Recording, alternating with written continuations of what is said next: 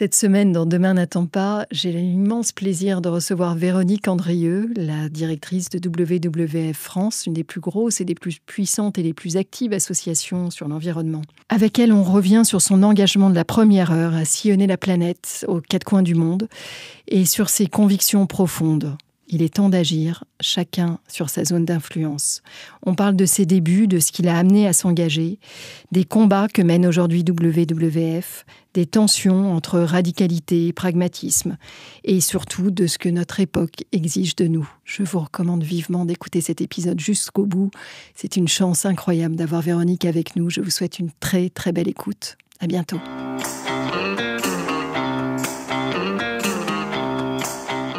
Bonjour Véronique. Bonjour.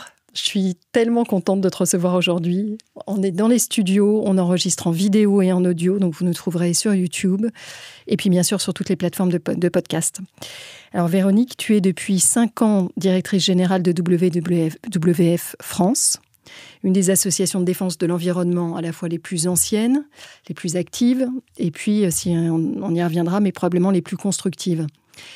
Tu as à ton actif une longue carrière de terrain qui t'a amené à sillonner l'Amérique latine et l'Afrique pour Oxfam. Et puis, tu as aussi une longue carrière à la direction de grosses ONG, Action contre la faim, et puis aujourd'hui, WWF France. Tu es une femme de terrain et une femme de vision, donc, qui a à cœur de défendre la justice climatique et aussi la biodiversité. Alors, c'est des vastes sujets aujourd'hui dans le contexte qu'on connaît tous. Pour rappel, juste avant de lancer la discussion, on a quand même 70% des populations de vertébrés sauvages qui ont disparu, 70% en 50 ans. On consomme 1,7 fois la Terre et on considère qu'en France, on vient de dépasser là en avril la journée, enfin, le moment où on a épuisé l'ensemble des ressources nécessaires à notre usage dans la société française. Et puis, les limites planétaires sont toutes dépassées ou en cours de dépassement les unes après les autres. Alors, on va pouvoir parler ensemble de la façon dont on s'engage dans ce contexte-là, sans perdre l'élan, sans perdre la lucidité sur ce qui se passe. On va parler carrière, on va parler engagement, on va parler transition, on va parler courage. Et puis, on va comprendre comment on comprend et comment on agit à partir de maintenant. Alors, avant de commencer, j'aimerais qu'on parle un peu de toi, si tu veux bien, Véronique. Mais oui. Pour paraphraser Simone de Beauvoir, on ne naît pas activiste, on le devient. Est-ce que tu peux nous raconter comment est-ce que tu t'es engagée dans cette carrière aussi jeune, aussi vite et aussi bien ? Écoute, pour moi, ça a été tout naturel, un peu comme une évidence. J'ai cette chance, c'est, je pense, et j'en suis consciente aujourd'hui, un vrai privilège de savoir très jeune ce que tu veux faire. Et pour moi, c'était, de nouveau une évidence. Mes origines familiales, déjà peut-être. Donc, je suis d'origine péruvienne du côté de ma mère, donc toute la famille de ma mère qui est donc au Pérou, et mon père est français. Et donc, j'ai eu la chance en fait de passer des étés entiers en fait au Pérou avec mon frère, ma mère et mon père quand il avait le temps de nous rejoindre. Et ça m'a donné très très tôt en fait une compréhension déjà du social. Moi, je suis tombée dans la marmite à travers le social, donc beaucoup les questions de précarité, de manque d'opportunités, de pauvreté bien sûr et d'inégalité. Et donc voilà, pour moi ça s'est joué, je dirais presque adolescente, et donc voilà toutes mes différentes étapes et mes différentes décisions ont été orientées à faire sens en fait, à pouvoir construire un monde meilleur. Ça peut sembler assez galvaudé, mais pour moi c'est quand même c'est quelque chose qui me tient à cœur et qui fait qu'en fait j'ai pas l'impression d'aller travailler quand je vais au bureau. Voilà, c'est ça. Je me lève le matin et je me dis mais quelle chance j'ai déjà de pouvoir faire une activité qui en fait m'a fait sens pour moi et qui m'aide à être au contact de gens extraordinaires, parce que c'est pas juste les équipes avec qui je travaille, mais c'est aussi toutes les rencontres que je fais, des gens comme toi aussi. Enfin tu vois, c'est ce côté un écosystème en fait d'acteurs et de gens, et on voit à quel point ça fourmille en fait d'envie, d'élan, de passion et d'une vraie compréhension en fait des enjeux et de l'urgence et impératif en fait de ne pas passer à côté. Donc quand tu étais enfant, adolescent, c'était là que tu voulais être en fait. Tu t'imaginais dans le monde associatif avec un mélange entre le terrain et la direction d'ONG. Si tu devais si tu avais dû te projeter à l'époque, c'était vers ça que tu aurais souhaité t'orienter. Alors, je savais même pas ce que c'était une ONG, tu vois, mais c'est vrai que pour moi, c'était peut-être les mouvements sociaux, les journalistes, les défenseurs de l'environnement. C'est vraiment des personnes qui incarnaient en fait cette envie et cette volonté, cette pugnacité en fait à transformer le réel et à en faire quelque chose de meilleur. Et puis après, il s'est trouvé qu'effectivement, il y a eu des ONG qui m'ont ouvert leurs portes. Moi, j'ai fait des études plutôt en école de commerce, économie, parce que je pense que la question économique est très souvent au cœur en fait des solutions. Et du coup, c'est cette voie-là que j'ai choisie, et aussi parce que je pense qu'il y a des organisations, des structures qui sont vraiment efficaces et courageuses. Tu l'as dit. Donc c'est vers ça que je me suis tournée. Ouais. Alors tu commences par le terrain, et c'est pas anodin non plus, tu fais tes classes d'une certaine manière. C'était pour toi le sentiment qu'il fallait que tu gagnes ta légitimité, ou c'était une évidence et tu voulais être là, tu voulais être au contact des gens, de leurs difficultés, comprendre? Ça vient d'où ces premières expériences terrain? Écoute, mes premières expériences, je peux dire en tant que, je te dis, enfant, adolescent, en fait, de voir, de sentir, je pense que c'est une question de sensibilité aussi, beaucoup. Tu vois, t'es pas en train de travailler, mais tu vois des scènes de rue, tu vois des conversations entre adultes. La politique a toujours été très présente aussi dans mon milieu familial. J'ai des tantes du côté de ma mère qui ont fait des choix très, très forts aussi, certaines ont travaillé, par exemple, à la Fondation Ford, pour l'Amérique latine, d'autres ont été chefs cuisiniers et ont ressuscité, si tu veux, les savoirs de cuisine andine traditionnelle. D'autres ont travaillé au niveau de mouvements populaires de base. Donc, tu vois, c'est vraiment du réel. Et donc, pour moi, le terrain, c'est déjà savoir de quoi je parle. Si je le connais pas, si je ne l'ai pas vécu, bien sûr, je ne serai jamais partie prenante d'eux. Mais avoir été au contact avec des expériences, pas du tout artificielles, mais plutôt m'insérer dans le quotidien de familles qui vivent d'une certaine manière. Je pense par exemple à une expérience à Brazzaville, en République du Congo, où j'ai passé quelques mois dans une famille qui a eu la gentillesse de m'héberger et qui reste encore aujourd'hui des amis. Et donc, dont l'un vendait des chaussures de seconde main au marché Total à Brazza et en parallèle faisait vivre sa famille avec des petits bouts de petits boulots à droite à gauche. C'est donc cette économie informelle en milieu urbain dans un pays riche, mais où la pauvreté est absolument majuscule. Eh bien, ça m'a donné, par exemple, une connaissance de première main, en fait, de cette réalité, de cette culture. C'est sûr, et en même temps, tu vois, j'imagine que tu peux avoir peur aussi, parce que tu as sillonné l'Afrique, tu as sillonné l'Amérique latine. Alors peut-être que l'Amérique latine, ça t'était plus familier, et surtout avec autant de familles, autant de femmes fortes aussi, que tu décris. Qui viennent du Pérou. Mais quand même, sillonner si jeunes femmes, ces pays-là, avec des structures bien sûr, mais quand même en étant, j'imagine, avec beaucoup de liberté aussi, ça peut faire peur. Ça fait envie, tu as raison, c'est attirant parce que c'est l'aventure et c'est la compréhension et c'est la légitimité, mais ça peut aussi inquiéter. Est-ce que tu as eu le sentiment d'avoir des difficultés sur le terrain, ou finalement, ces peurs-là, dès qu'on les affronte, elles sont aussi vaines qu'inutiles? Bon, il y a toujours des risques. Après, moi, j'ai beaucoup travaillé en développement durable au début, donc une bonne quinzaine d'années.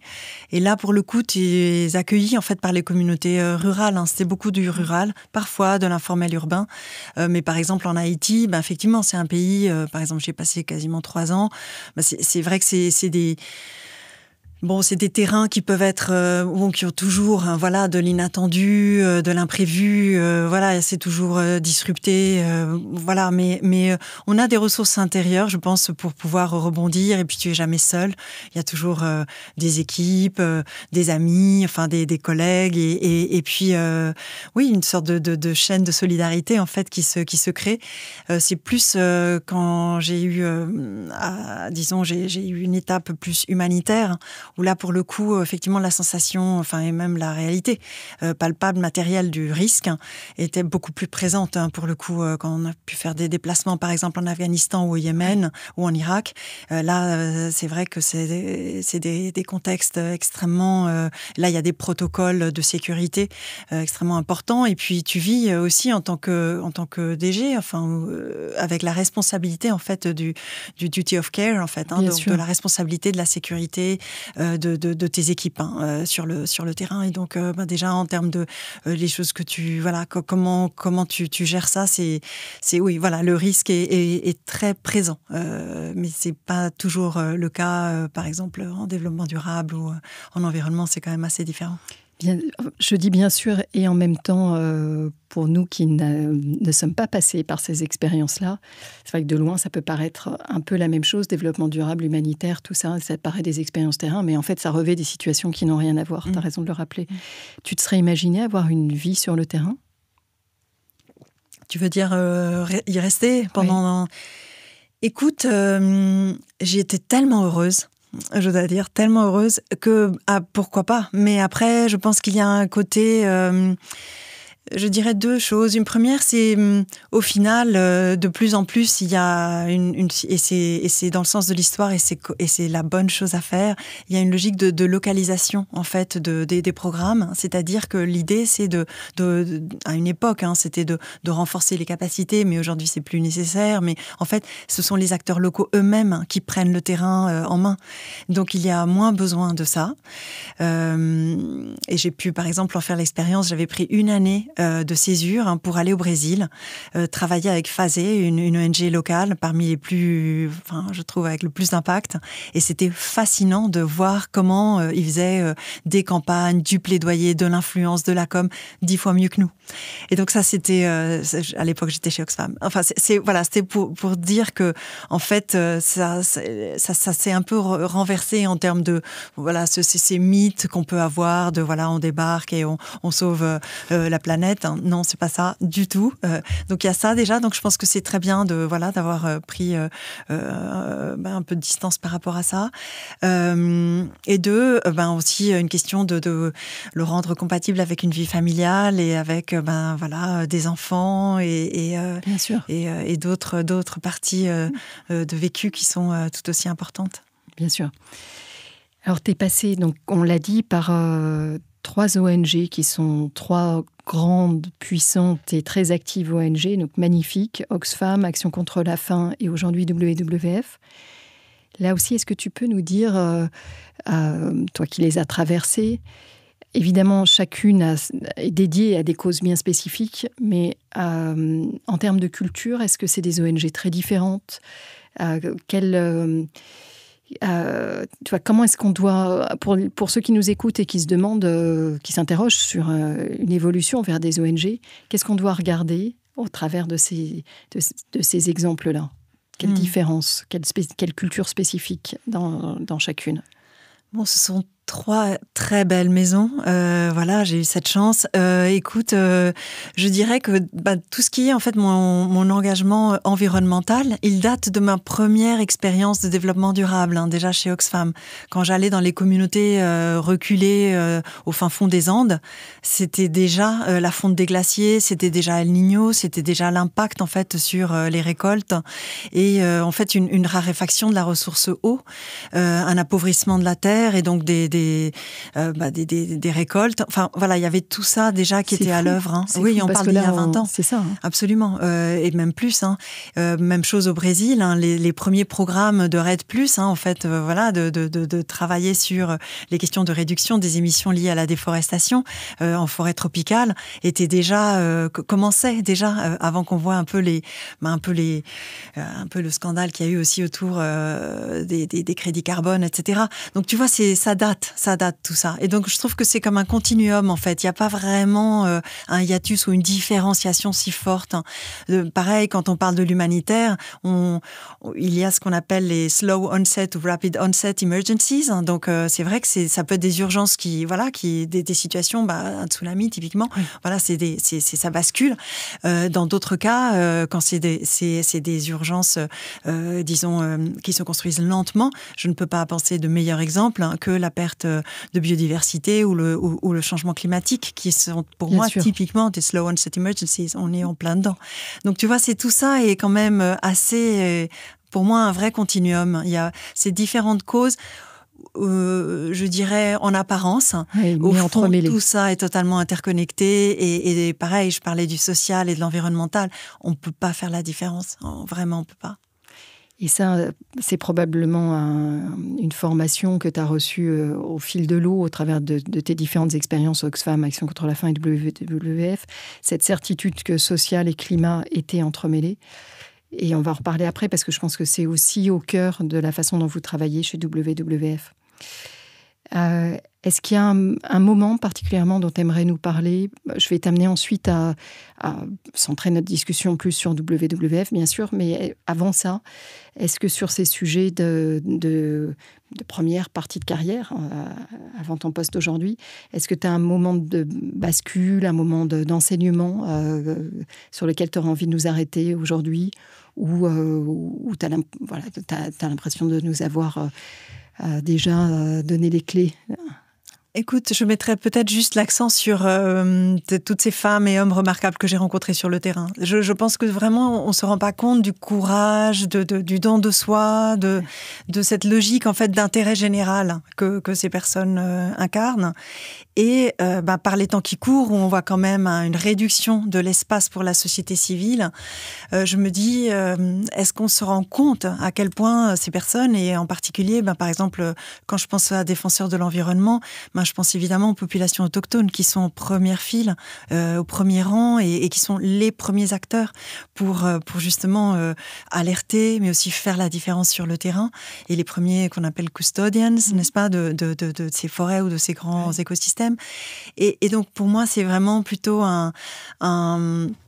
comment dire, je dirais un message déjà de gratitude par rapport à tout ce que j'ai pu apprendre, mais aussi je pense qu'il y a ils jouent un rôle absolument essentiel au niveau sociétal, hein, quel que soit leur pays, ou au niveau international.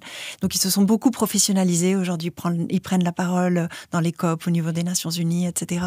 Et ça, c'est excellent. Voilà, qu'ils occupent l'espace, voilà. Et donc je pense que c'est très riche, et c'est extrêmement important de faire en sorte que cette parole, que ces femmes, que ces hommes, que ces personnalités puissent avoir l'espace dont ils ont besoin pour pouvoir s'exprimer, faire passer leur message, et qui sont pleins de bon sens en fait. Hein. C'est pas des agendas idéologiques, hein, du tout. C'est vraiment des savoirs traditionnels qui sont tout à fait complémentaires, des savoirs plutôt scientifiques, évidemment, des connaissances scientifiques et des données que nous apporte la science. Hein. Et donc, je pense que tout ça s'imbrique tout naturellement. Et comme tu dis, je trouve qu'on les entend, qu'on les voit plus qu'avant. Il y a une vraie volonté de mise en avant, notamment dans les COP ou en marge des COP. Et ça, c'est quand même une évolution qui est intéressante à regarder. Et merci aussi pour ton message pour toutes les équipes que tu as pu croiser. Moi, j'ai eu le plaisir d'interviewer les cofondateurs de Première Urgence Internationale, que tu dois connaître, et également le patron de Greenpeace France. C'est vrai que ces ONG et tant d'autres font un travail qui est absolument hallucinant. Donc là, ces deux-là sont très différentes l'une de l'autre, mais Mais on parlait tout à l'heure des raisons qui t'ont amené à quitter la vie de terrain malgré le plaisir que tu en avais, et notamment l'envie de créer un foyer, de t'installer. J'ai été assez bouleversée par les témoignages de terrain, en particulier des équipes de première urgence internationale. C'est incroyable, puisque eux interviennent dans différentes situations, mais aussi beaucoup, c'est vraiment de l'humanitaire. Donc c'est en cas de guerre, de crise environnementale aussi parfois. Et donc dans des situations où vraiment il faut beaucoup de courage et beaucoup de ressort. Véronique, j'aimerais te faire parler de WWF, évidemment. Alors, on connaît tous de près, de loin, cette association. Elle est dans nos vies avec son petit panda. Je voudrais rappeler que c'est une des toutes premières associations environnementales qui a été créée. J'ai en tête la date de 1973, c'est-à-dire juste après le rapport de Rome, le rapport Meadows, juste après qu'on ait vu la Terre. Tu sais, cette photographie de la Terre comme une bille dans l'espace, c'était 72, je crois. Pour la première fois, on voyait la Terre qui flotte dans l'espace.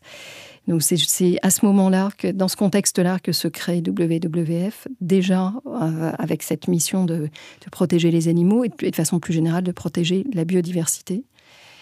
Quelques mots pour resituer avant de te passer le micro, parce que j'ai été bluffée par la taille de l'ONG. 6 millions de membres dans le monde, une présence dans plus de 100 pays. Donc effectivement, on peut avoir un impact. En France, pas loin de 3 000 bénévoles, 140 000 donateurs actifs sur les 2 dernières années. Donc effectivement, une des ONG les plus actives. Active sur le terrain, active via du plaidoyer. Donc sur tous les fronts, quand on parle d'environnement, de biodiversité et aussi, tu le rappelais tout à l'heure, de justice environnementale. J'aimerais te passer le micro pour que tu nous racontes les victoires de WWF dont tu es le plus fier. Écoute, il y a quelques victoires qui vous font chaud au cœur. Je pense par exemple à une victoire plus récente qui est la campagne Together for Forest, donc qui a été menée au niveau européen par le WWF, mais aussi avec une bonne centaine d'autres organisations, ONG et organisations, pour se doter d'un règlement déforestation au niveau de l'Union européenne. Ça veut dire qu'en fait, les produits qui sont mis sur le marché européen désormais, ne pourront pas avoir d'empreinte déforestation ou conversion d'écosystèmes. Donc, certaines matières premières ou commodités, comme on les appelle parfois, comme le bois, le soja, l'huile de palme, etc., il faudra qu'il y ait eu tout un exercice en fait de transparence et de devoir de vigilance pour au niveau donc de la chaîne d'approvisionnement avant de pouvoir les mettre sur le marché européen. Et donc ça ça a été une campagne qui a été qui a duré 2 bonnes années et qui a donc permis de décrocher ce règlement dit donc règlement déforestation et donc voilà, ça c'est vraiment quelque chose d'important. On a pu obtenir aussi la COP15 biodiversité, un Global Biodiversity Framework qui quelque part est définit en fait des objectifs de préservation d'écosystèmes, donc de 30% à 2030 et aussi des objectifs de restauration et de gestion durable. Je pense aussi, par exemple, à la Guyane, où du coup, nous avons réussi en fait à stopper un projet de mine industrielle avec Montagne d'Or. Voilà, bon, c'est quelques exemples, mais c'est des exemples dont je suis vraiment très fière au niveau international, européen et France. Et puis tu nous montres que vous êtes actif à la fois dans le soutien de réglementation, et on sait combien c'est important la réglementation, et aussi dans la mise en place ou l'arrêt de projets. Je trouve le projet dont tu parles, le projet Mine d'Or en Guyane, est très, très emblématique. J'ai vu que vous en aviez stoppé quelques autres à votre actif par la pression de vos membres notamment, comme un projet, je crois que c'était en Zambie, il me semble, Zambie, c'est ça, qui intervenait... une mine de cuivre qui intervenait en plein milieu d'un parc naturel et qui allait ruiner la biodiversité locale. Donc vous luttez contre des projets opérationnels, des projets de réglementation, vous êtes sur tous les fronts. J'ai le sentiment que vous avez 2 convictions intimes et j'aimerais te faire rebondir dessus. Une dont on a parlé déjà un peu, qui est le lien climat, biodive, justice sociale. Et une autre qui me semblait aussi être au cœur de votre action, qui est que on ne réussira qu'en coalition et que chacun peut être acteur sur sa zone d'influence.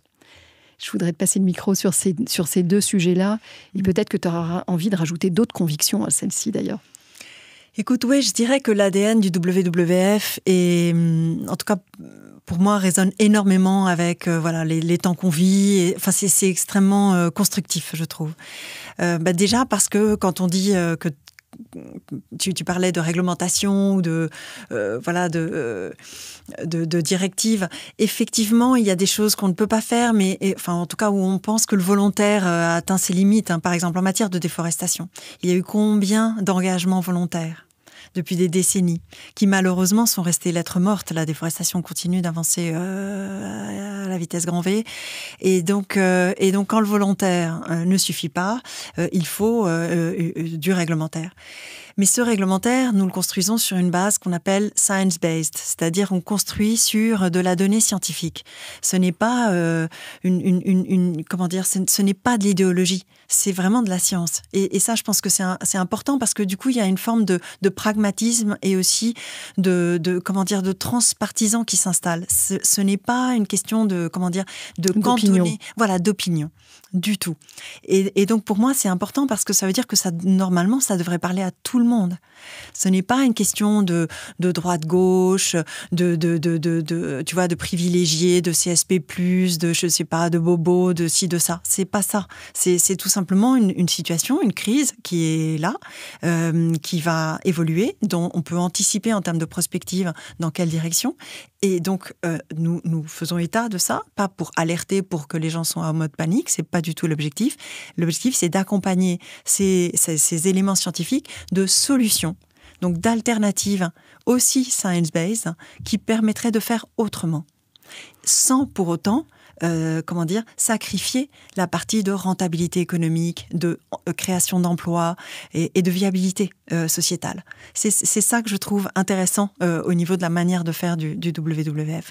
Donc, par rapport au nexus dont tu me parlais, le triple nexus que j'appelle, donc biodiversité, climat, social, complètement. Alors ça, pour le coup, c'est dans notre colonne vertébrale, dans notre ADN le plus total, parce que tout simplement, si on prend des projets de terrain, et que je pense par exemple, au bassin du Congo, nous travaillons par exemple dans différents pays comme le Cameroun ou la République du Congo ou le Gabon.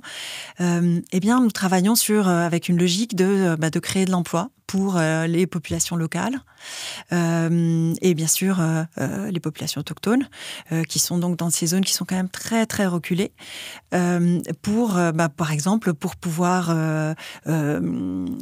protéger, faire du biomonitoring, du comptage d'espèces, donc tout ce qui est inventaire de faune et de flore, ou aussi pour faire de la surveillance communautaire des clairières. Dans les parcs, souvent les animaux aiment à se retrouver pour aller boire ou pour les salines dans des zones qui sont plus dégagées par rapport à la forêt tropicale qui est quand même très dense. Eh bien, tout ça, c'est quand même des travaux qui sont, par exemple, où il y a de la formation et donc la création d'emplois. C'est un exemple, mais plus largement au niveau sociétal, on n'arrivera pas. Je pense que le premier déclic, c'est de se dire que l'écologie, c'est comme l'économie, c'est comme la santé. Ça n'a pas de couleur. Ni politique, ni idéologique, ni, comme tu disais, d'opinion.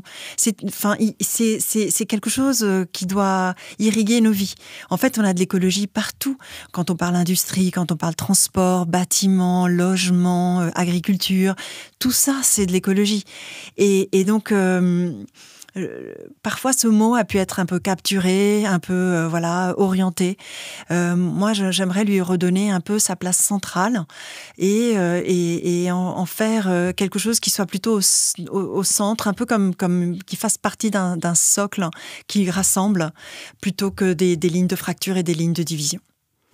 Alors, j'adore ce que tu dis et en même temps, malheureusement, le contexte dans lequel on vit aujourd'hui est différent. On a une écologie qui est devenue politique dans certains pays, extrêmement politique. On pense tous aux États-Unis, évidemment, où l'écologie a été est maintenant persona non grata dans le Parti républicain. vraiment persona non grata. C'est-à-dire que ça fait partie quand même des listes de mots interdits, au-delà du fait que la recherche n'est plus financée, que le monitoring est arrêté, enfin, tout ce qu'on connaît tous. Donc on a un contexte américain et aussi international de façon plus large qui nous amène vers une écologie politisée et qui freine du coup les avancées de l'écologie, les avancées réglementaires, les avancées que les entreprises commençaient à mettre en place. Parce qu'en plus, les entreprises peuvent être prises à partie aux États-Unis. Donc il y a une perte, concrètement, perdre des contrats si elles mènent des politiques plus vertes. Quelle est ta position, toi, personnelle, au-delà de WWF, face à ce contexte-là? Je parlais des États-Unis, mais on sent bien que chez nous, on n'est évidemment pas du tout dans le même repli, mais on a quand même une attaque sur l'écologie.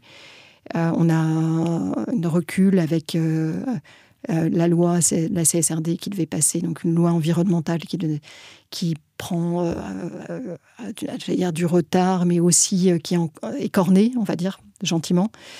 Donc, comment est-ce que tu te situes, toi, personnellement, dans ce contexte-là? Et comment est-ce que tu gardes chevillé au cœur et au corps, la foi dans notre capacité à faire de l'écologie quelque chose d'apolitique, de consensuel et de collectif? Alors, je pense qu'il faut expliquer. C'est vraiment une question de pédagogie. Malheureusement, notre jargon, alors la science, c'est bien, mais parfois, il faut décrypter pour un peu tout le monde.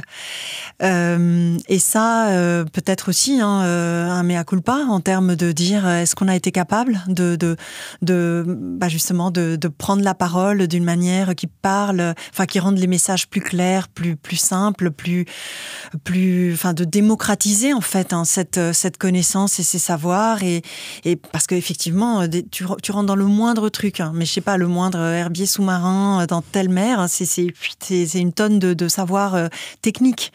Mais comment quand même parler de manière simple et qui parle à tous. Et ça, je pense que c'est je pense la première exigence en fait de cette nouvelle étape qu'on est en train de traverser, qu'on aurait peut-être dû anticiper et comprendre plus tôt. Mais je pense que c'est vraiment essentiel de montrer en fait que quand on parle forêt, par exemple, ou quand on parle océan, ou prairies, tourbières, zones humides, tout ça, c'est la nature. On parle service écosystémique, et ça, c'est déjà en soi un terme barbare, service écosystémique, mais qu'est-ce, tu vois? Et en fait, si on explique tout simplement que, je sais pas, une zone humide, en fait, ça peut être un étang, un marécage, ce qui pour beaucoup de gens, c'est ça n'a pas été drainé, vraiment, ils n'ont pas fait leur boulot. Au contraire, c'est expliquer à quoi ça sert. Expliquer qu'en fait, c'est juste une éponge. Voilà, et que quand il pleut, ça stocke l'eau, et que du coup, quand il y a une sécheresse, ça relâche de l'eau, et qu'en fait, ça nous protège. C'est un buffer. C'est expliquer des choses assez simples. Et donc, en fait, pour moi, l'important, c'est que pour tout le monde, ça devienne en fait une question de self-interest. En fait, c'est ton filet de sécurité vis-à-vis de ce qui vient. Je pense que le réchauffement climatique, c'est plus une question d'opinion. C'est acté, évidemment, avec les backlash qu'on connaît et que tu as très bien... Globalement, l'existence du réchauffement climatique, elle est acceptée par tous. Voilà. Après, l'origine humaine, les activités humaines et comment on peut agir dessus, on a etc. quand même fait quelques progrès en 50 ans. Et donc, parler... moi, je mettrais effectivement... on se met nous-mêmes en danger en sabotant et en utilisant la nature comme quelque chose qui soit open bar, où on peut juste se servir sans restaurer et sans avoir une logique de qu'est-ce que ça veut dire que ce soit fini. En fait, c'est des ressources naturelles finies. Et tu parlais effectivement des limites planétaires, tu parlais du jour du dépassement. Si à l'échelle de la France, si tout le monde vivait comme les Français, ce serait 3 planètes qu'il faudrait.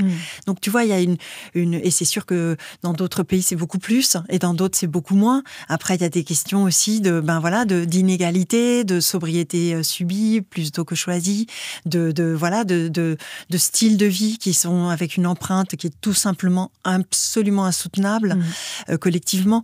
Et donc voilà, quelque part, rendre ces messages accessibles au plus grand nombre, et donc quelque part avoir une masse critique de personnes qui en fait regardent les décideurs politiques et leurs leaders en disant mais en fait tu ne me protèges pas, tu ne protèges pas mon patrimoine, parce que c'est les maisons, les résidences principales et secondaires de la plupart des Français qui sont à risque. C'est la pérennité en fait de modèles d'affaires et de filières entières qui sont à risque. Donc qu'est-ce que vous faites? C'est quoi votre plan, vous qui êtes élus pour justement nous protéger? C'est quoi le plan pour nous protéger face à ce qui vient? Et ça, c'est pour moi quelque chose qui devrait être au cœur, par exemple, des prochaines échéances électorales. On va avoir des municipales l'année prochaine, puis des présidentielles. Ce n'est plus en option d'avoir, entre guillemets, la cerise sur le gâteau ou le feel-good qu'on met en verre pour pouvoir se dire qu'en fait, on parle aux jeunes. Non, mais c'est juste tellement pas ça le sujet. Et donc, comment on sort du cosmétique et des mesures, entre guillemets, périphériques, et on s'attaque au vrai sujet. Et c'est ça qui... Et on voit qu'on a du pain sur la planche dans les 2 années qui viennent, parce que c'est encore loin d'avoir vraiment investi les programmes des partis qui ne sont pas des partis écologiques. Mais j'aime bien le fait que tu nous renvoies la balle aussi. C'est aussi à nous de l'exiger de chacun de nos élus, et non pas à la... Je pense, oui, parce qu'aujourd'hui, on dirait que les élus répondent aussi à d'autres demandes qui sont des demandes de simplification. Et donc, sous couvert de simplification, ça veut dire, dans certains cas, soit une mise au frigo, soit un détricotage des réglementations qui existent, en faisant fi, en fait, de nouveau, en fait, ces réglementations, elles existent pour une raison très claire. C'est que si on continue comme le business as usual et on continue le modèle entre guillemets conventionnel, et qu'on ne prend pas en compte les risques et la matérialité des questions et climat et biodiversité, eh bien c'est des emplois, des entreprises, c'est des filières entières qui sont à risque. Et à terme la viabilité du pays et de la France et du monde. Tu mettais le doigt sur quelque chose qui est très juste et qui, je pense, même si on en parle de plus en plus, n'est pas compris de façon intime. Tu parlais de la finitude de nos ressources. C'est vrai qu'on en parle beaucoup aujourd'hui. Pourtant, dans nos actions, je pense qu'il y en a dans nos comportements professionnels et personnels d'ailleurs, je pense qu'on n'a pas encore complètement intégré cette notion-là. On n'a pas complètement intégré que la plupart des ressources qu'on utilise dans ce qu'on consomme sont des ressources non renouvelables. Et par ailleurs que les ressources qui sont renouvelables ont un rythme de renouvellement. Et que je trouve que en termes d'éducation, ce changement de paradigme par rapport à la façon dont on a évolué jusqu'à ce que ce concept-là devienne grand public, c'est-à-dire il y a une dizaine d'années. La façon dont on a évolué jusque-là continue d'imprégner fortement la société. Donc là, il y a certainement un gros travail d'éducation à faire. Véronique, tu as mentionné tout à l'heure les forêts, et j'ai compris que WWF a publié récemment un rapport sur les forêts françaises avec le Shift, qui est une organisation créée par Jean-Marc Jancovici. J'aimerais bien, si tu veux bien, qu'on fasse un petit zoom dessus, parce que, tu l'as dit, vous travaillez sur beaucoup de choses, beaucoup de sujets. Ça me paraît un des sujets qui finalement n'est pas si compris que ça, un des nombreux sujets sur lesquels on peut avoir besoin d'un peu de tes lumières. Est-ce que tu peux nous dire ce que tu as découvert au fil de ce rapport? Et puis aussi, tu le disais tout à l'heure, on a des réponses à apporter. Le Shift est connu pour faire des scénarios quels sont les scénarios sur lesquels vous nous projetez, comment faire, quelles solutions vous préconisez pour que nos forêts évoluent pas trop mal. Oui, mais on parlait tout à l'heure justement de faire le lien, parce que par exemple entre nature et santé, entre nature et emploi, entre nature et un patrimoine préservé, entre nature et production agricole, etc. Et donc les forêts sont en fait, je dirais, un milieu naturel qui touche la fibre sensible de beaucoup de Français. Et voilà, c'est comment dire, ça heurte en fait la sensibilité de beaucoup de monde. Quand on voit, par exemple, quand on voit les forêts, les images des forêts, par exemple du Grand Est, ravagées par les scolytes, où on voit des grands feux, les méga feux qu'on a pu voir, que ce soit en forêt tropicale ou ailleurs. On a vu les feux aussi en 2022, bien sûr. Donc, il y a aussi une raréfaction aussi de l'eau et donc des cours d'eau et donc des sécheresses répétées. Et donc, quelque part, je pense que les coupes rases aussi, bien sûr, c'est quelque chose qui heurte énormément les Français. Quand tout à coup, tu te réveilles, tu vois que ta forêt n'est plus là. Enfin, c'est des choses t'as pas besoin d'être naturaliste pour ça. C'est pas du tout ni écolo, ni rien. C'est juste, c'est ton terroir. Mais exactement, c'est ton bien-être. C'est quelque chose, il y a une forme de nostalgie de ce qui était. Et quand on sait ce que met une forêt à pousser, bon, voilà, quoi. Donc, alors, qu'est-ce qu'on veut ? On est parti de certains constats. Déjà, d'une part, on a perdu 50% des puits de carbone forestiers en France en 10 ans. 50% en 10 ans, c'est incroyable comme vitesse de disparition. Absolument. Excuse-moi, je répétais parce que on peut s'y arrêter 2 minutes. Ah oui, c'est énorme. Alors que la surface forestière en France a gagné du terrain. Donc c'est un peu c'est la capacité d'un arbre moyen à capter du carbone. Exactement. Qui s'est éminemment réduite. Exactement, parce qu'en fait, on peut parler de quantité de forêt et de qualité des forêts. Et malheureusement, la quantité, a progressé, mais en termes de qualité, ça va pas. Et ça va pas pour toute une série de sujets, mais notamment avec le changement climatique, la manière qu'on avait de gérer les forêts dans les années 60, 70 n'est plus adapté à aujourd'hui. C'est juste qu'on ne peut plus faire comme on faisait. Et donc, il y avait un modèle, peut-être, tu parlais des Landes, effectivement, dans les Landes plutôt industrialisées, plus intensifs, si tu veux, où, en fait, on plantait, on rasait, on replantait en monoculture. C'est souvent, des résineux à croissance rapide, pas maritime. Voilà. Donc, c'est un peu comme des champs d'arbres. Sauf que en termes de biodiversité, par exemple, c'est un désastre, mais aussi en termes de pérennité du propre modèle forestier, en fait, et du modèle d'activité. Les forêts, elles sont productives et elles doivent le rester. Les forêts, c'est évidemment bois à papier, pour beaucoup, bois d'œuvre. C'est quand même une vraie filière. Tout ce qui est aussi pellet pour tout ce qui est énergie, biomasse, etc. Donc, clairement, c'est une vraie filière pour la France. Mais on ne peut pas juste copier, par exemple, sur les Nordiques. Nous, on a traditionnellement des forêts assez diversifiées avec des feuillus. Et c'est important, des chênes, des hêtres, érables, etc. C'est important que ça reste. Et donc, là, c'est... nous, le principal message, c'est qu'il faudrait, puisque maintenant, depuis les feux, justement, de 2022, et même depuis le plan France Relance, ensuite, il y a eu France 2030, et puis là, France Nation Verte, il y a différents plans qui se sont succédés avec l'engagement du président Macron de planter donc 1 milliard d'arbres en 10 ans. Donc tout ça a redonné un peu de muscle à la forêt. Sauf que nous, ce qu'on dit, c'est attention, si c'est pour faire du conventionnel et de la gestion comme on faisait avant, ça va pas aller. Et donc, on parle plutôt d'un modèle qui vise à améliorer les forêts existantes plutôt qu'à couper et replanter. planter en soi, c'est pas le paradigme. C'est pas du tout le paradigme.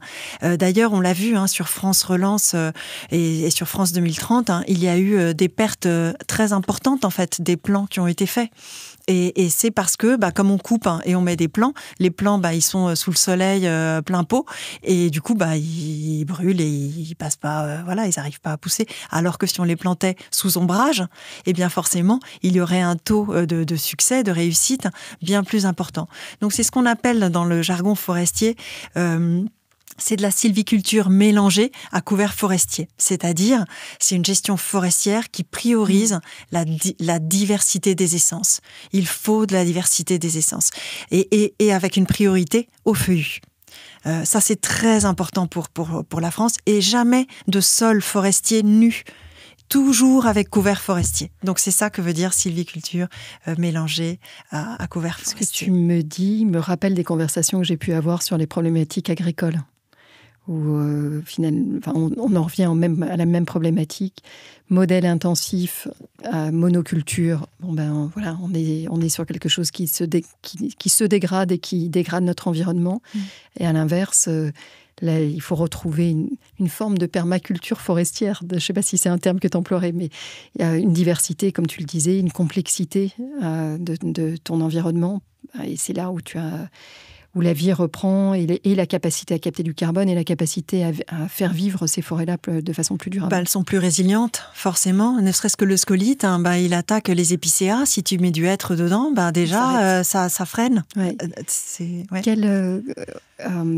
Comment est-ce que vous êtes accueillis sur ce sujet-là, mais de façon plus générale, quand vous faites des rapports qui vous amènent à être en échange soit avec des entreprises, que là ça peut être le cas, des entreprises qui exploitent le bois derrière, soit avec les pouvoirs publics.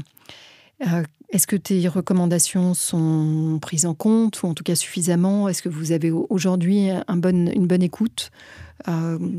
Comment est-ce que tu juges ça? Alors, on va voir très prochainement, puisque le cahier des charges, par exemple, pour le Fonds de renouvellement forestier va être revisité là prochainement. Et donc, on a fait des recommandations très précises, par exemple, pour renforcer les conditionnalités. Par exemple, on parlait de diversification des essences. Diversifier, c'est pas juste de passer de 1 résineux à 2 résineux. Non, on parlait de beaucoup plus de diversité et priorité au feuillu. Donc, c'est ce type-là de négo qui, écoute, la réception, on était justement avec la ministre Pannier-Runacher qui a donc repris les forêts sous le MTE lors du dernier remaniement et j'ai l'impression qu'elle a vu. Et surtout, là, par exemple, on l'a invité à venir sur le terrain avec nous, parce qu'en fait, ça fait toute la différence de voir de première main. Nous avons lancé au WWF un programme qui s'appelle Nature Impact, et qui est donc un programme de paiement pour services écosystémiques forestiers en France métropolitaine. Et donc, ce qu'on fait, c'est qu'on prend des vieilles forêts, que ce soit au niveau communal ou avec des propriétaires privés. On a 3 millions de propriétaires forestiers en France, pour justement, avec un cahier des charges robuste en matière climat, biodiversité, etc. Et on explique justement que c'est la manière, donc cette nouvelle manière donc d'améliorer l'existant plutôt que de juste planter, couper. Et avec du coup une rentabilité économique derrière, donc avérée après la phase de transition. Et nous, ce qu'on vient faire, c'est combler la phase de transition qui peut durer 10 à 15 ans, mais donc de combler justement ce manque à gagner, parce que ça veut dire que sur le court terme, en effet, il y aura moins de prélèvements de bois. Mais justement parce qu'on laisse les arbres grandir et arriver à maturité pour les prélever avec plus forte rentabilité plus tard. On a la même problématique dans le monde agricole, avec le passage au bio qui te prend 2-3 ans pendant les... Et qui décourage cette transition, en fait. Mais exactement de la même manière, on essaye en tout cas de faire pression, ou en tout cas d'argumenter en faveur des paiements pour services écosystémiques agricoles. Parce qu'effectivement, en termes de stockage et de séquestration carbone, en termes de biodiversité, en termes de cycle de l'eau, de gestion de cycle de l'eau, etc., c'est que du bonus et du gagnant-gagnant pour tout le monde. Et donc, voilà, c'est important de faire aussi le lien entre forêt et cycle de l'eau, par exemple, pour les nappes phréatiques. Voilà, la qualité, la quantité d'eau, les forêts jouent un rôle primordial. Donc, c'est ça qu'il y a derrière ce jargonneux service écosystémique. Au final, il préserve ce socle de vivant qui rend possible toutes les autres activités. C'est juste que ces autres activités humaines, elles doivent se mettre en place d'une manière qui soit viable, durable, soutenable et équilibrée. Et au final, c'est pas du tout une logique de dire il ne faut pas faire du bois d'œuvre, il faut pas rendre productive la forêt. Au contraire, c'est pas du tout une logique de mise sous cloche. C'est justement pour pérenniser et rendre et permettre la rentabilité économique aussi de cette filière dans la durée, avec des conditions. On le sait aujourd'hui avec le PNAC qui a été présenté, on parle d'une France à plus 4 degrés à la fin du siècle. Donc c'est vraiment des conditions totalement différentes qu'auront à voir nos enfants. Et donc c'est très très important dès aujourd'hui, puisqu'on parle de temps long avec les forêts, pouvoir prendre les bonnes décisions, des décisions qui seront structurantes. Et quand tu discutes avec les politiques, tu citais tout à l'heure Agnès Pannier-Runacher, et j'imagine que tu parles régulièrement, de façon générale, avec les politiques.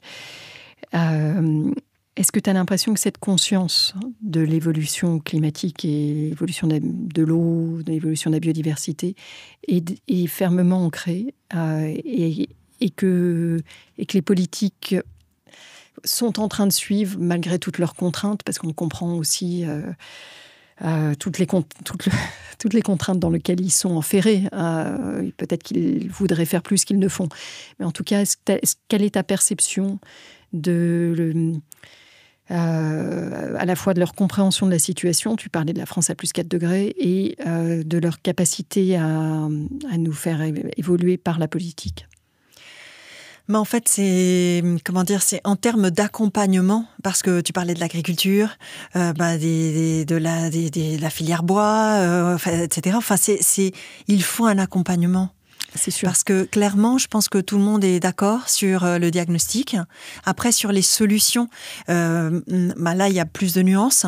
Mais sur certaines, oui, on peut se retrouver, absolument. Et du coup, après, il faut accompagner ça avec, du coup, aussi un effort budgétaire, un effort technique, et dans la durée. Ce qui va pas, c'est le stop and go, en fait. Tu vois, un coup c'est oui, un coup c'est non. Enfin voilà, les coups d'arrêt, ça donne pas la visibilité nécessaire et la lisibilité aux acteurs de terrain. Et je pense par exemple aux entreprises. Et là, ils sont perdus là. Donc il y a vraiment besoin d'assurer ce pluriannuel. Et moi parfois je prends l'exemple, tu vois, on a un SGPE, ce secrétariat général à la planification écologique, qui cherche donc du coup à faire une planification moyen et long terme. On pense aussi aux lois de programmation pluriannuelle, avec donc des budgets qui vont au-delà du PLF au coup par coup chaque année. Là encore, de ce qu'on anticipe pour le PLF 2026, une des principales coupes, comme ça a déjà été le cas cette année pour l'année 2026. De nouveau, l'écologie serait un des premiers postes sacrifiés. On parle de 5 milliards d'euros de coupes, alors qu'on est en phase de réponse et de préparation à l'urgence. Donc c'est là où, pour moi, il y a une vraie déconnexion, si tu veux, par rapport à la réalité. Et d'ailleurs, au niveau de la Cour des comptes, au niveau du Conseil pour le climat, enfin, je veux dire, les instances, ne serait-ce qu'en France, sont déjà très largement, très vocales pour signaler que, en termes qu'il faut réduire la maldépense, la quantité de subventions dommageables pour le climat et la biodiversité que nous avons aujourd'hui, qui pourraient être graduellement éliminées et réorientées vers de l'adaptation et de l'atténuation. C'est vraiment, il est moins une, pour s'y mettre, oui. Attention, effectivement, au court terme de la politique. Tu mentionnais les entreprises. Aujourd'hui, on sent bien qu'elles sont, elles ont envie, mais en même temps, tu parlais du besoin de visibilité. Cette visibilité s'est très nettement amoindrie depuis quelques mois. Comment est-ce que tu les sens aujourd'hui, toi? Parce que chez WWF, vous êtes très en contact avec les entreprises, vous les accompagnez dans leur plan de transformation. Qu'est-ce que tu observes ? Alors moi, je dirais que à partir du moment où le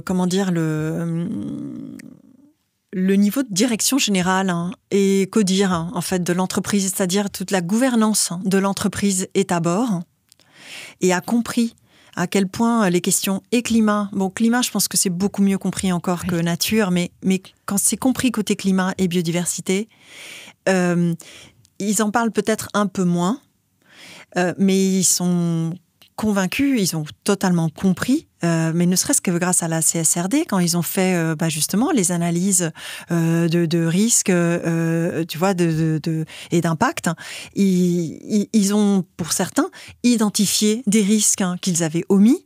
Ils ont donc commencé à travailler sur des plans de transition climat, des plans de transition nature, et donc ça reste quelque part, ça rentre dans la stratégie, en fait, de l'entreprise.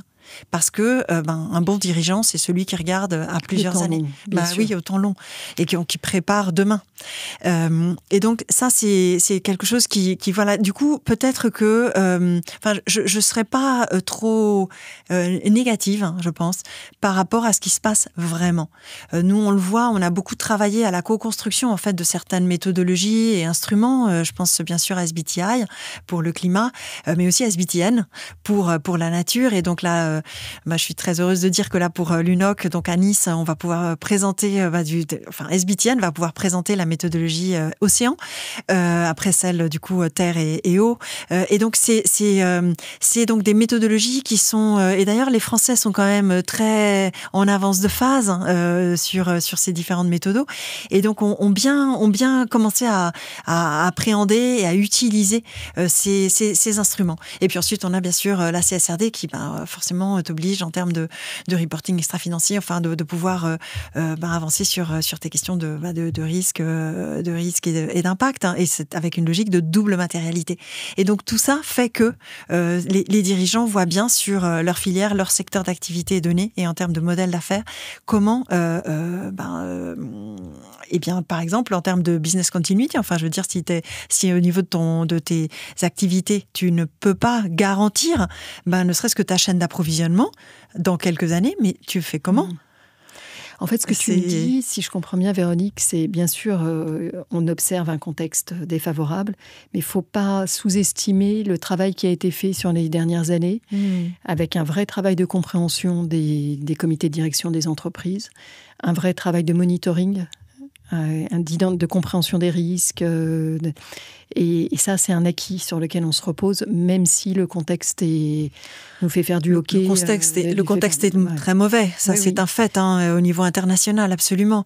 Mais ce que je veux dire, c'est que par exemple pour la CSRD, il reste énormément à faire, ça c'est sûr. En termes de gouvernance, nous déjà un des premiers messages qu'on lance, c'est déjà si une partie des bonus était indexée et fléchée sur les résultats climat et les résultats nature, déjà ce serait un signal important en termes de gouvernance. Mais quand je dis qu'il reste beaucoup à faire, c'est parce que, par exemple, la CSRD, par exemple, pour prendre pour cette première année, on a commencé déjà à regarder en fait les analyses qui ont été faites par certaines entreprises, grandes entreprises. Je parle des grands groupes français. Les rapports qui sont sortis très récemment. Exactement. Nous, on a regardé, par exemple, Sanofi, on a regardé Air Liquide, Vinci et d'autres, pour voir comment ça avait été fait. Et nous, un des premiers messages, c'est mais surtout que ce soit pas un objet, un exercice de mise en conformité et de justement cocher les cases avec une lunette entre guillemets de commissaire aux comptes. C'est pas ça l'objet. L'objet, c'est vraiment de greffer ça à ta stratégie et de mettre tes lunettes de DG avec une approche de vision, de modèle d'affaires et de stratégie. Et donc là, ça marche beaucoup mieux. Donc rien n'est noir, rien n'est gris, rien n'est noir, rien n'est blanc, tout est gris, on est en marche. Mais par contre, moi ce que j'ai aimé dans ce que tu m'as dit, c'est effectivement on a tendance à sous-estimer le poids des acquis des 3, 4, 5 dernières années, où quand même il y a eu une vraie compréhension qui nous permettra peut-être de survivre à ce contexte-là et de maintenir. C'est ça, il faut maintenir parce que c'est fragile et les tentations en fait de recul sont énormes, ne serait-ce que sur la CSRD. Ben là, quelque part, on voit que les standards internationaux avancent. Et là, sous couvert de simplification, etc., eh bien, on pourrait se retrouver dans une situation où l'Europe, avec sa CSRD, serait moins disante que les standards internationaux. C'est inacceptable. Notamment des standards chinois, pas contre figure déjà, bien sûr, et SSB et d'autres. Et donc, c'est là où les ESRS doivent tenir non seulement l'esprit et la logique du Green Deal, mais aussi c'est cette logique pour avoir une sorte de level playing field, un peu de niveau, puisque dans un monde globalisé et avec des investisseurs mondiaux, il est important d'avoir une transparence et une lisibilité commune. Et l'autre chose que je retiens dans ce que tu nous dis sur les entreprises, c'est également l'importance pour les entreprises, pour assurer leur pérennité, d'avoir conscience de leurs risques climatiques. Et ça, c'est quelque chose, c'est un chemin qui est en cours quand même, effectivement. J'aimerais te faire parler également sur un autre sujet. On a évoqué les pouvoirs publics et les entreprises. Le troisième angle du triangle, c'est évidemment les citoyens et l'opinion publique. Et là aussi, on est dans une période un peu étonnante, de fatigue d'un côté, d'extrême anxiété écologique de l'autre. Où, toi qui as des aiguillons un peu partout, où penses-tu qu'on en soit et quel rôle tu attends de la société civile dans la transformation que tu appelles de tes voeux ? Alors, je pense qu'effectivement, c'est plus une question peut-être d'étiquette. Il y a certains mots qui créent un effet presque rejet, c'est malheureux. Mais si on adapte le récit, le langage, je pense vraiment, ça fait partie du socle commun des valeurs en France. Encore aujourd'hui, tout ce qu'on parlait, on en parlait pour les forêts, etc. Mais effectivement, je pense que c'est ce côté, en fait, mon destin, notre destin commun, est main dans la main, relié au destin de la nature et de ce qu'on en fera aujourd'hui pour demain, pour nos enfants. Je pense que c'est quelque chose de très puissant. Après, tu vois, je pensais par exemple, et j'en parlais l'autre jour avec des collègues, tu as l'Économiste par exemple, qui a fait sa une récemment sur la facture en termes de patrimoine au niveau climatique. Quand tu vois par exemple l'élévation du niveau des mers, le trait de côte, les retraits d'argile, tout ce que ça crée en termes d'assurabilité de notre patrimoine, mais est-ce qu'on en parle, est-ce qu'on le dit aux Français ? Au moment d'investir dans une résidence, est-ce qu'on leur dit en fait attention? Et du coup, tu vois, c'est pas juste l'agriculteur qui évidemment est en première ligne. C'est vraiment tout le monde, chacun d'entre nous, la santé. Quand on voit que un tiers des Français, en fait, tu ouvres ton robinet et tu sais que un tiers de l'eau, en fait, est polluée. Les questions des pesticides et des phytos, ce que ça a créé en termes de pollution, même des zones de captage d'eau, des pollutions des sols, pollution de l'eau. Ça, c'est quand même des sujets qui, tout de suite, les PFAS, on en parlait aussi, c'est des sujets de santé publique. La pollution de l'air, et ce que ça veut dire en termes d'inégalité. Tu vois, il y a énormément d'angles par lesquels rentrer. Et je pense que justement, mettre en lumière un petit coup de projecteur sur certaines histoires vécues et racontées par les personnes qui en souffrent, mais qui aussi ont trouvé des solutions pour en sortir, ou en tout cas qui ont des demandes à faire aux décideurs politiques ou à leur collectivité, à leur maire, etc. Ça peut être très puissant aussi comme levier de mobilisation. Oui, là, tu nous renvoies assez fortement au rôle des médias dans tout ça, qui, d'une part, nous aident pas à avoir une compréhension scientifique de fond, mais aussi qui aurait un rôle à jouer certainement dans la diffusion d'un récit écologique puissant, capable de nous embarquer.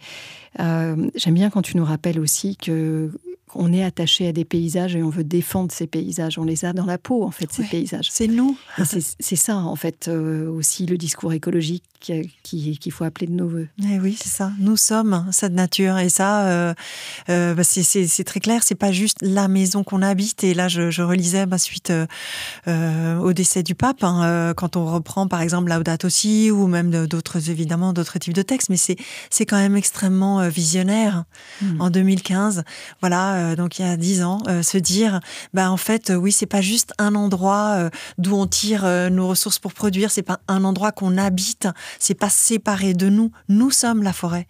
Nous sommes les prairies, la terre. Et donc, notre destin, il est collectivement chevillé à ce qu'elles deviendront. Et donc ça, pour moi, c'est extrêmement... En fait, on le sait. C'est juste qu'on oublie. Voilà, on nous a artificiellement appris à faire cette séparation entre culture et nature. Voilà. Mais en fait, c'est totalement. On est sur le fond du sujet, Véronique. Là, cette impression que la nature est à notre disposition et qu'on en est séparé, qui, on le sait bien maintenant, est une véritable illusion. Ce discours-là qui doit être retravaillé depuis l'enfance et nous qui devons déconstruire, reconstruire pour pouvoir nous considérer comme un bout interconnecté du vivant. Exactement. On est vraiment sur le fond du sujet pour pouvoir réussir la transition. Les enfants passent de moins en moins de temps au contact de la nature. Si on compare à quand moi je suis née à aujourd'hui, quand moi j'étais enfant et aux enfants qui naissent aujourd'hui, ça a chuté. Et donc quelque part, ça crée en fait, ça renforce ce mur et cette séparation et ce déconnexion. Il faut reconnecter les points et expliquer. Et puis aussi, je pense que en termes de paradigme, de mode de vie, les personnes sont un peu fatiguées de cette surconsommation, de ce fast tout, quoi. Tu vois. Oui. Et c'est un peu de moins mais mieux. Je pense que ça résonne aussi beaucoup plus avec les valeurs inhérentes à tous, bien sûr en tenant compte des questions d'inégalité, des questions de sobriété subie. Effectivement, il faut accompagner les plus précaires et les plus vulnérables dans cette démarche. Merci aussi, Véronique, pour ce que tu viens de nous dire sur le moins mais mieux, qui est à la fois un sujet de consommation, mais qui est un sujet de rapport au monde, comme tu le disais, de rapport au temps. Le sujet du rapport au temps est un très beau sujet, très, très essentiel aussi. On va arriver au terme de notre échange, j'en suis désolée, parce que j'aimerais te faire creuser sur chacune des pistes de travail de WWF et plein de sujets de fond encore. Je voudrais te demander, qu'est-ce qu'on peut faire pour vous soutenir ? Donner au WWF, c'est déjà c'est un très très beau geste, même des toutes petites sommes, c'est pas une question de quantité, c'est juste c'est déjà créer un lien. Oui, c'est créer un lien, voilà, c'est nous suivre sur les réseaux sociaux, notre page web, nos newsletters, c'est voilà, être un peu suivre le fil d'actu. C'est pas juste nos rapports et nos projets de terrain, c'est aussi tout ce qu'on fait, justement parler d'enfants. On a plusieurs projets pour accompagner des professeurs et des élèves avec les écoles jardinières. Enfin, c'est comme des potagers scolaires en milieu scolaire. Enfin voilà, c'est pour rester, je pense, motivé, donner un sens et être vecteur d'espoir, quoi, aussi autour de soi, et se dire que voilà, que c'est que la nature, c'est quel beau combat, c'est le combat pour nous-mêmes, quoi, au final. Voilà, je trouve que c'est une très belle maison, donc surtout oui, donnez-nous, suivez-nous et participez, et aussi je pense que c'est tellement important pour nos équipes, quoi. Nous avons des équipes aussi en Guyane et en Nouvelle-Calédonie, je n'en ai pas parlé, à Marseille pour l'équipe Océan, et donc voilà, c'est très motivant pour nos équipes de se dire qu'en fait voilà, on est accompagné, on est soutenu, et c'est très très très puissant. On peut donner, on peut devenir bénévole également. Bien sûr, absolument, tout à fait. On peut vraiment donner de son temps aussi. Ah oui, non, vraiment, c'est toute manière de donner. C'est une véritable aventure humaine. Absolument. Oui, nous avons des bénévoles formidables là qui ont été mobilisés sur Earth Hour, par exemple, très récemment, qui seront aussi aussi mobilisés à Nice sur l'UNOC. Enfin voilà, c'est absolument un poumon très vivant de notre travail. Donc on trouve tout ça sur www.fr. Absolument. Pour te suivre, on te trouve sur les réseaux sociaux et en particulier sur LinkedIn. Est-ce que tu aurais quelque chose qui t'inspire, que tu aurais envie de nous transmettre aujourd'hui, en particulier un livre ou un film, enfin quelque chose qui t'a peut-être soit permis de comprendre quelque chose sur ton chemin, soit te donne la niaque et envie de continuer. Qu'est-ce que tu aimerais nous mettre dans nos mains ? Pour moi, c'est très important de rester connecté aussi au monde vivant dans son quotidien. Voilà. Donc pour moi, c'est surtout aller vous promener en forêt, essayer de sortir de chez vous et reconnecter avec l'humain. C'est cette nature ordinaire de notre quotidien. C'est pas du tout la peine d'aller à des milliers de kilomètres pour la retrouver. Donc voilà, faites l'expérience de première main de la nature. Ça aide à aller mieux. Déjà, en termes de bien-être, c'est merveilleux et voilà, c'est très inspirant. J'adore. On va remettre de la nature dans nos mains. Merci pour cet appel. Une dernière question, Véronique, si tu veux bien. À quelle personne inspirante et engagée tu aimerais passer le micro de Demain n'attend pas ? Oh, eh bien, Isabelle Autissier, pourquoi pas, du WWF. Elle est géniale. Alors, elle, comme personne, présidente d'honneur du WWF. Nous avons bien sûr, Alexandra Palt, bien sûr, notre présidente au WWF aussi, avec un bagage très riche en matière de droits humains et d'entreprise. Bien sûr. Sinon, je sais pas, je dirais quasiment tous nos salariés, bénévoles. Enfin, voilà, c'est cette expérience de terrain. Génial, Véronique, merci infiniment pour cet échange. Il était très riche, malheureusement aussi un peu plombé par le contexte actuel, mais je te remercie de nous avoir ramené à l'essentiel, ramener à l'importance d'abord de la reconnexion avec la nature, parce que c'est par là que ça commence, rappeler l'importance de l'éducation et nous rappeler aussi à l'importance de l'action, chacun à son échelle. Ça me ramène à un échange que j'avais eu avec Jean-Louis Etienne il y a quelque temps, qui parle de la zone d'influence. J'aime bien ça. Chacun a une capacité d'impact et on sent ça à la fois dans ton discours et aussi dans ce que vous faites à WWF, en vous appuyant sur autant de bénévoles et puis en appelant au travail en coalition avec l'ensemble de vos partenaires, qu'ils soient politiques, entreprises, académiques, dans tous les domaines. Donc, merci pour tout ça. Merci Delphine pour ce que tu fais et merci pour cet échange. Merci à toi. À bientôt.